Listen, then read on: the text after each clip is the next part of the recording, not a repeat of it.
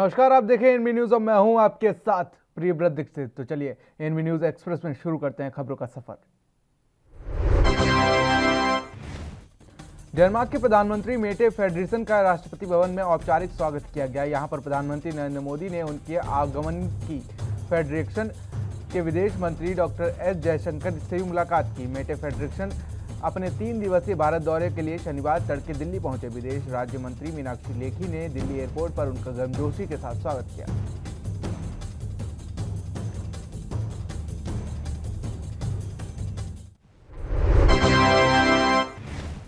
Denmark के प्रधानमंत्री मेटे Frederiksen ने दिल्ली के राजघाट पर महात्मा गांधी की श्रद्धांजलि अर्पित की। वह भारत की 3 दिवसीय यात्रा पर हैं। अपनी यात्रा के दौरान फ्रेडरिक्सन राष्ट्रपति रामनाथ कोविंद से मुलाकात करेंगे और प्रधानमंत्री नरेंद्र मोदी के साथ द्विपक्षीय वार्ता भी करेंगी।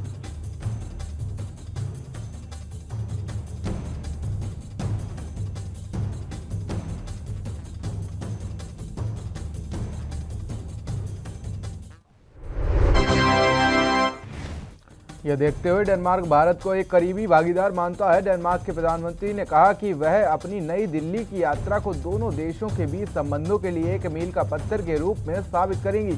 साथ ही उन्होंने कहा कि पिछले साल मैंने और प्रधानमंत्री मोदी ने हरित रणनीति साझेदारी पर हस्ताक्षर किए और मैं सहमति थी। जब भारत और बाकी दुनिया के हरित संक्रमण की बात आती है तो हम एक महत्वाकांक्षी भारत सरकार को बड़ी जिम्मेदारी लेते हुए देखते हैं।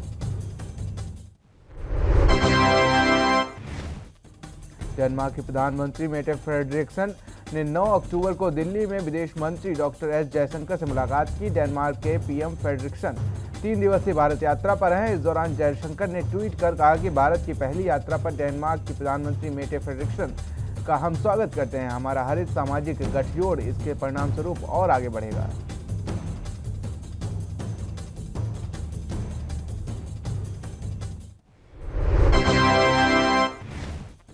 प्रधानमंत्री नरेंद्र मोदी और डेनमार्क के प्रधानमंत्री ने नई दिल्ली में हैदराबाद हाउस में प्रतिनिधिमंडल स्तर की वार्ता की। बता दें कि डेनिश प्रधानमंत्री भारत की 3 दिवसीय यात्रा पर हैं। भारत के लिए मेटे ने एक बहुत ही महत्वपूर्ण दौरा बताया है, क्योंकि पिछले मार्च से लागू कोरोना प्रतिबंध के बाद भारत का दौरा करने वाली ये पहली राष्ट्राध्यक्ष है।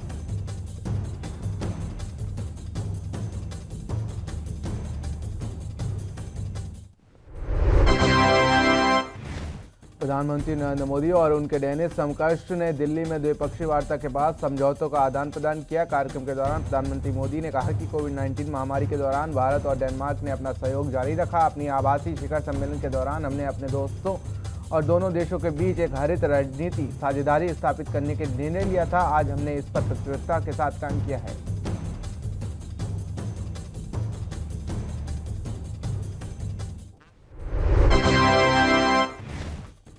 डेनमार्क के प्रधानमंत्री ने पीएम मोदी की प्रशंसा की और कहा कि वह दुनिया के लिए एक प्रेरणा है। हमें जो लोकतांत्रिक राष्ट्र हैं, ये नियमों के आधार पर अंतर्राष्ट्रीय प्रणाली में विश्वास करते हैं। डेनिश पीएम ने कहा कि भारत और डेनमार्क के बीच सहयोग की इस बात का एक बेहतरीन उदाहरण है कि कैसे हरित विकास और हरित संक्रमण साथ साथ चलते हैं। और एनबी न्यूज एक्सप्रेस में एक छोटा सा ब्रेक के बाद भी खबरों का सिलसिला लगातार जारी है।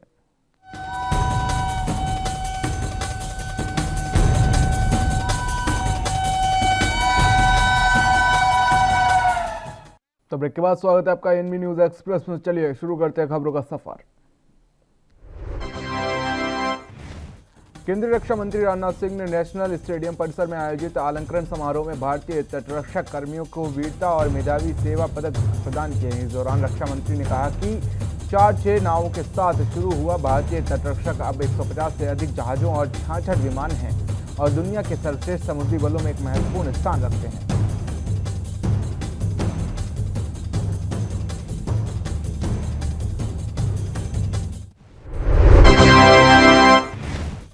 भारतीय तटरक्षक के अलंकरण समारोह में रक्षा मंत्री राजनाथ सिंह ने कहा कि अवैध हथियार और नारकोटिक्स ट्रैफिकिंग के खिलाफ चलाए जा रहे भारतीय तटरक्षक के अभियान सराहनीय रहे हैं। ऐसे तत्व न केवल हमारी अर्थव्यवस्था को नुकसान पहुंचाते हैं, बल्कि कहीं अधिक हमारे समाज और राष्ट्र पर बुरा प्रभाव डालते हैं। राजनाथ सिंह ने आगे कहा कि भारतीय तटरक्षक बल की व्यावसायिकता और लगातार तरक्की देखकर देश में यह विश्वास जगाता है कि हमारे समुद्री हित बहादुर रक्षकों की सुरक्षा निगरानी में है। प्रादेशिक सेवा के 72वें स्थापना दिवस के अवसर पर केंद्रीय युवा मामले में और खेल मंत्री अनुराग ठाकुर ने दिल्ली में प्रादेशिक सेना शिविर में रक्तदान किया। इस अवसर पर महानिदेशक टीए लेफ्टिनेंट जनरल प्रीत मोहिंद्रा ने रक्तदान किया। सिंह सहित अन्य अधिकारियों ने भी इस दौरान रक्तदान किया।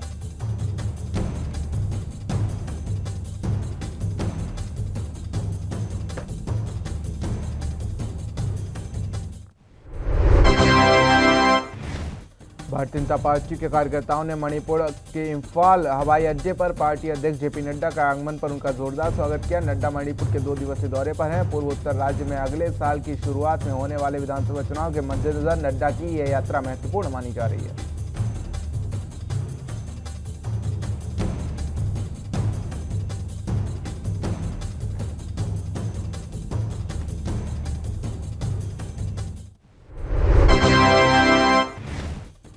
आज यानी रविवार को अपनी यात्रा के दूसरे और अंतिम दिन नड्डा सुबह 8:15 बजे गोविंद जी मंदिर में जाकर पूजा अर्चना करेंगे और फिर 11 बजे इम्फाल में बीजेपी के कार्यालय का उद्घाटन उन्होंने किया। इसके बाद आखिर में नड्डा सिटी कन्वेंशन सेंटर में दोपहर 3:15 बजे एवेंचर्स और प्रमुख हस्तियों के साथ बातचीत करेंगे।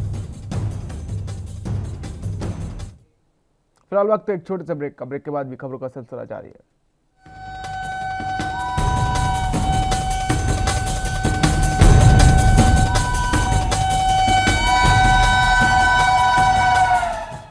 तो ब्रेक के बाद स्वागत है आपका एनबी न्यूज एक्सप्रेस में। चलिए अब शुरू करते हैं खबरों का सफर। महाराष्ट्र के मुख्यमंत्री उद्धव ठाकरे ने महाराष्ट्र के सिंधुदुर्ग जिले में चिपी हवाई अड्डे का उद्घाटन किया। केंद्रीय नागरिक उड्डयन मंत्री ज्योतिरादित्य सिंधिया और केंद्रीय सूक्ष्म लघु और मध्यम उद्यम मंत्री नारायण राणे भी इस कार्यक्रम में शामिल हुए। सिंधिया ने इस कार्यक्रम में ऑनलाइन भाग लिया, जबकि अन्य लोग इस कार्यक्रम में शारीरिक रूप से उपस्थित रहे।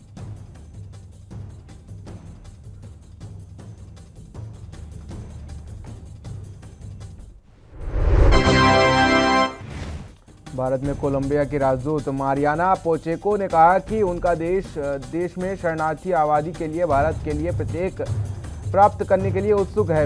इस बीच हम प्रौद्योगिक हस्ताक्षर मिलते हैं और हम कोलंबिया में वैक्सीन के उत्पादन के लिए भारत में फार्मा कंपनियों के साथ सौदों को समाप्त कर सकते हैं।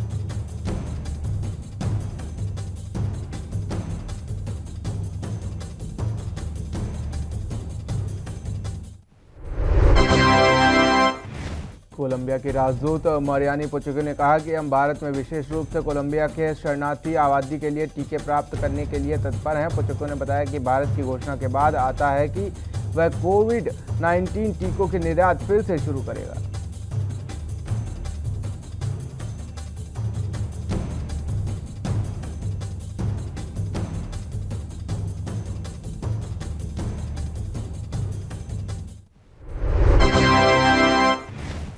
भारत में यूके के उच्चायुक्त ने कहा कि हम कोविशील्ड पर यूके इंडिया सहयोग से खुश हैं। भारत की यात्रा करने वाले लोग अब बिना क्वारंटाइन के यूके में प्रवेश कर सकते हैं। उन्होंने कहा कि लोग भारत में आने के लिए बेताब हैं। हमारा अलग कदम यात्रियों के यहाँ आने का रास्ता आसान करना है और अधिक उड़ानें खोलने का, ताकि हम लोगों को यूके और भारत के बीच ले जा सकें।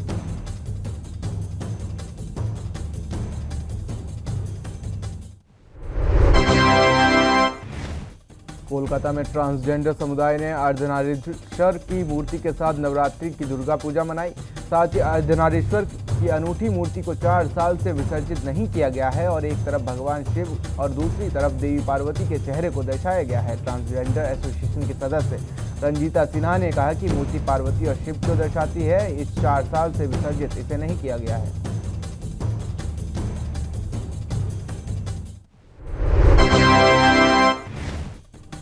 महाराष्ट्र के मंत्री और राष्ट्रवादी कांग्रेस पार्टी के राष्ट्रीय प्रवक्ता नवाब मलिक ने एनसीबी पर मुंबई में क्रूज पर छापेमारी के दौरान अन्य आरोपियों के साथ हिरासत में लिए गए 3 लोगों को रिहा करने का आरोप लगाया है। उन्होंने कहा कि मुंबई तट पर एक क्रूज जहाज ने छापेमारी के बाद एनसीबी के समीर वानखाड़े ने कहा था कि 8 से 10 लोगों को हिरासत में लिया गया था। और यहाँ रुकेंगे छोटे से ब्रेक के लिए। ब्रेक के बाद भी खबरों का सफर लगातार जारी है।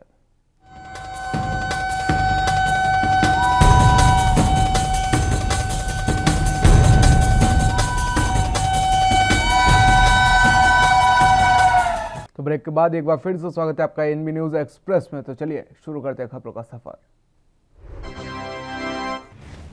नवाब मलिक ने आरोप लगाते हुए कहा कि सच्चाई यह है कि 11 लोगों को हिरासत में लिया गया था। बाद में 3 व्यक्तियों ऋषभ सचदेवा, प्रतीक गावा और आमिर फर्नीचरवाला को रिहा कर दिया गया है। मलिक ने कहा कि हम एनसीबी से पूछना चाहते हैं कि जब उन्होंने क्रूज शिप से छापे के बाद 11 लोगों की हिरासत में लिया था तो किसके निर्देश पर उन्होंने 3 व्यक्तियों को रिहा किया था।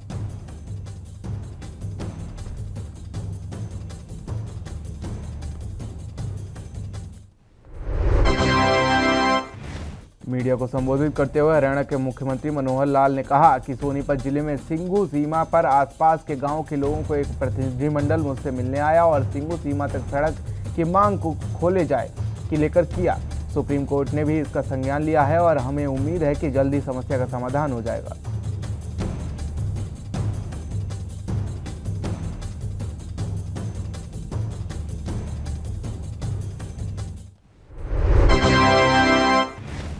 यूपी के पूर्व मुख्यमंत्री और समाजवादी पार्टी के प्रमुख अखिलेश यादव ने शुक्रवार को आरोप लगाया कि सरकार केवल शक्तिशाली लोगों के लिए काम कर रही है, किसानों के लिए नहीं काम कर रही है। यह सरकार अभी भी सो रही है, फिर भी वे आरोपियों को बचाने की कोशिश कर रहे हैं।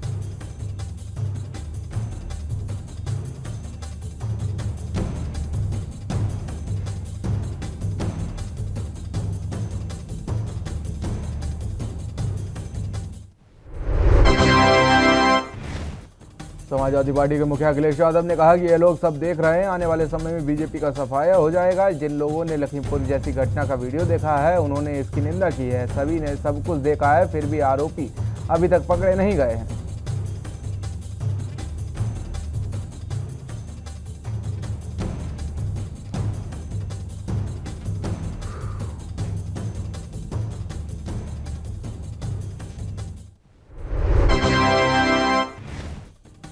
कोयला खदानों में बाढ़ के कारण पिछले कुछ दिनों से पूरे उत्तर भारत में कोयले का संकट देखते हुए राजस्थान के मुख्यमंत्री अशोक गहलोत ने पर्याप्त उपलब्धता की तैयारी की समीक्षा के लिए एक बैठक बुलाई। आपको बता दें कि बैठक में मुख्यमंत्री ने कोयला खदानों में जलभराव से उत्पन्न संकट की चिंता व्यक्त करते हुए कहा कि राज्य में ताप विद्युत संयंत्रों की कुछ इकाइयां अपनी पूरी क्षमता से काम नहीं कर रही हैं। ऐसे में आम जनता को बिजली बचाने के लिए जागरूक करना चाहिए।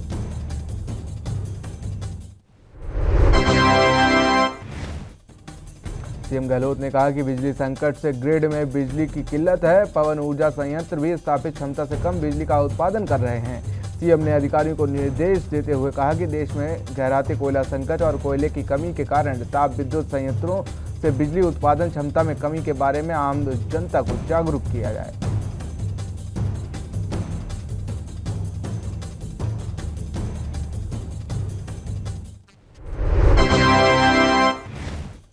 बहुजन समाज पार्टी के अध्यक्ष मायावती ने आज पार्टी के संस्थापक काशीराम की पुण्यतिथि के मौके पर उत्तर प्रदेश की राजधानी लखनऊ में बड़ी रैली को संबोधित किया। इस दौरान उन्होंने बसपा के विरोधी दलों पर जमकर निशाना साधा।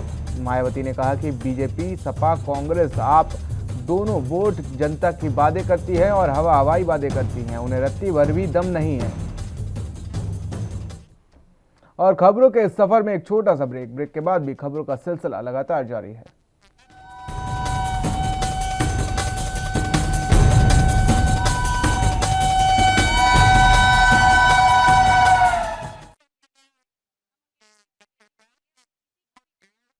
तो ब्रेक के बाद स्वागत है आपका खबरों के सफर में। तो चलिए शुरू करते हैं खबरों का सफर। पूर्व मुख्यमंत्री अखिलेश यादव ने कहा कि सरकार बनने पर इस बार सबसे ज्यादा जोर यहां के गरीब और बेरोजगार नौजवानों को रोजी रोटी का साधन उपलब्ध कराने पर होगा। इस बार यही हमारी पार्टी का मुख्य चुनावी मुद्दा होगा। केंद्र और राज्य को भी योजनाएं चल रही हैं, उन्हें बदलने की भावना को। विधानसभा चुनाव से ठीक पहले बसपा की ओर से आज काशीराम स्मारक स्थल पर होने वाली यह पहली बड़ी रैली हुई, जिसमें समाज के हर वर्ग से जुड़े कार्यकर्ता शामिल हुए। विधानसभा चुनाव से पहले बसपा यह दिखाना चाहती है कि उसका जनाधार अभी बरकरार है और अभी भी सबसे ज्यादा भीड़ इकट्ठा करने की क्षमता उसके पास है। चल रहे किसानों के विरोध के बीच हरियाणा के मुख्यमंत्री मनोहर लाल खट्टर ने केंद्रीय गृह मंत्री अमित शाह से मुलाकात की। बैठक के दौरान सीएम खट्टर ने शाह को दिल्ली हरियाणा सीमाओं के हालातों के बारे में जानकारी भी दी। सीएम खट्टर ने कहा कि मैंने उन्हें राज्य की कई स्थानों पर हो रहे किसानों के विरोध प्रदर्शन के बारे में बताया। मुझे उम्मीद है कि सीमाएं जल्द ही खोल दी जाएंगी। हरियाणा में कोई पराली जलाने का काम नहीं किया जा रहा है। हमने धान की पराली बेचने के लिए किसानों को प्रति 1000 रुपये प्रति एकड़ का प्रोत्साहन राशि दी। लखीमपुर खीरी हिंसा मामले में 8 लोगों को मारे गए, जिसको लेकर आज दिल्ली में भारतीय युवा कांग्रेस के कार्यकर्ताओं ने जमकर विरोध प्रदर्शन किया। तो वहीं इस बीच गृह राज्य मंत्री अजय मिश्रा टेनी के पुत्र आशीष मिश्रा अपराध शाखा कार्यालय लखीमपुर खीरी पहुंचे, जहां आशीष मिश्रा से पूछताछ की गई। भारतीय किसान यूनियन के राष्ट्रीय प्रवक्ता और कांग्रेस नेता राकेश टिकैत ने लखीमपुर खीरी में हुई हिंसक घटना पर बयान दिया है। टिकैत ने आज पत्रकारों से बातचीत करते हुए कहा कि गाड़ी में सवार वो लोग कौन थे जिन्होंने लोगों को मारा है और बाद में जिन्होंने लाठी से हमला किया, वो दोषी कैसे हैं।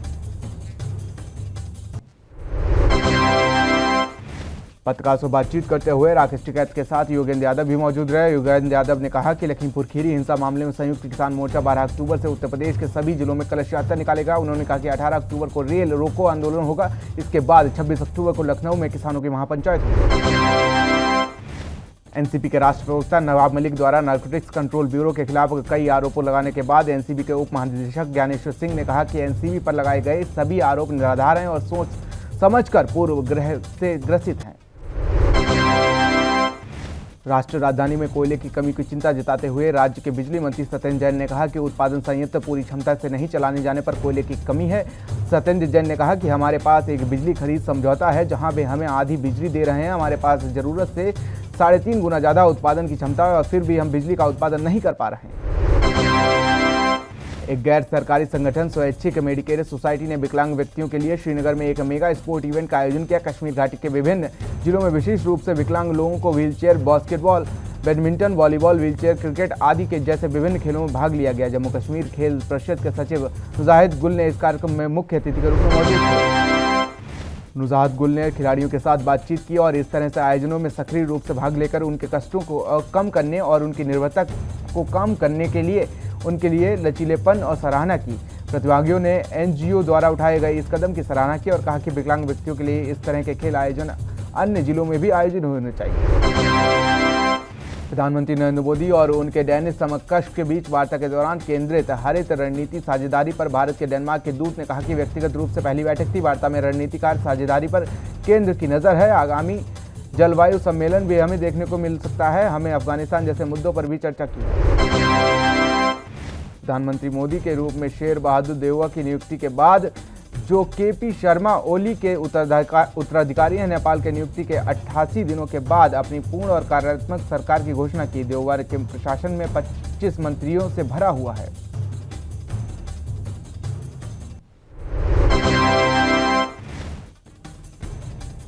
तो खबर काठमांडू नेपाल से है, जहां पर दरअसल जुलाई में वापस देउवा और सर्वोच्च न्यायालय द्वारा एक परमदेश जारी करके प्रधानमंत्री के रूप में नियुक्त किया गया था, क्योंकि इससे पूर्व प्रधानमंत्री केपी शर्मा ओली द्वारा संसद को भंग करने के खिलाफ दायर याचिका पर अपना अंतिम फैसला दिया गया था। देउवा वर्तमान में अपनी नेपाली कांग्रेस सहित 4 दलों के गठबंधन के नेतृत्व करते हैं।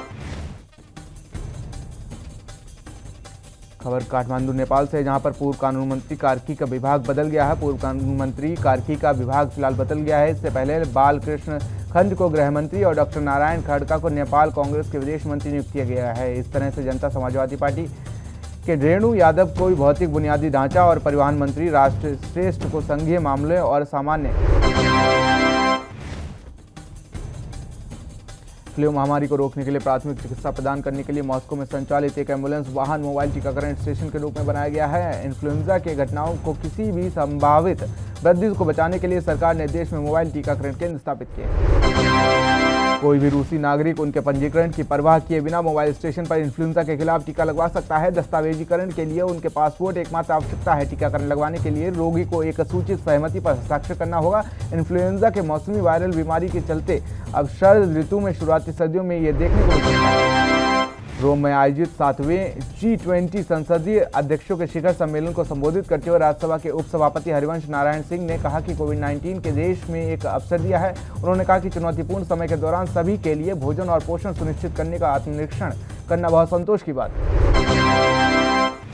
क्यूबेक और टेक्सास के शोधकर्ताओं के अनुसार घर के अंदर कोविड-19 के प्रसार को रोकने के लिए मास्क के बिना 2 मीटर की शारीरिक दूरी पर्याप्त नहीं है। अध्ययन के निष्कर्ष बिल्डिंग एंड एनवायरनमेंट पत्रिका में प्रकाशित हुए थे। घर के अंदर मास्क पहनने से वायुजनित कणों में संक्रमण की सीमा लगभग 67% तक कम किया जा सकता है।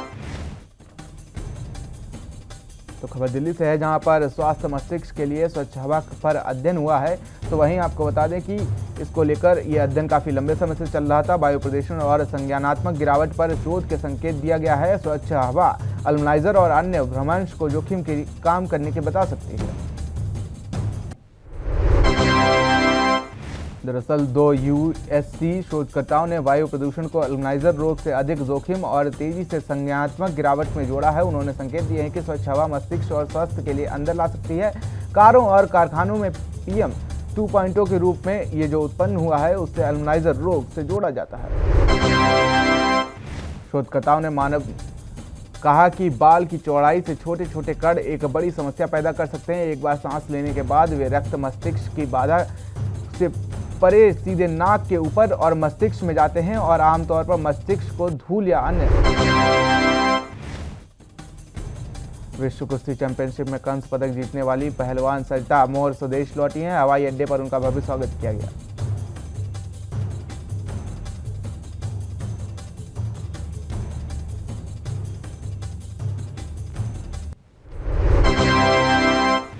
विश्व कुश्ती चैंपियनशिप में रजत पदक जीतने वाली भारतीय पहलवान अंशु मलिक दिल्ली हवाई अड्डे पर पहुंची हैं, जहां उनके परिवार ने उनका गर्मजोशी से स्वागत किया। उन्होंने कहा कि मैं भारत के लिए रजत पदक जीतकर बहुत उत्साहित हूं। संघर्ष हमेशा होता रहेगा।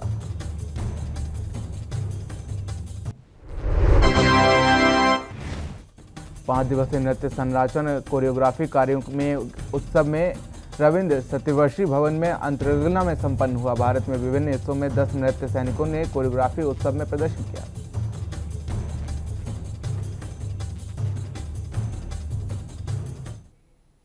खबरों फिलहाल इतना ही। लेटेस्ट अपडेट्स के लिए बने रहिए एमबी न्यूज के साथ। नमस्कार।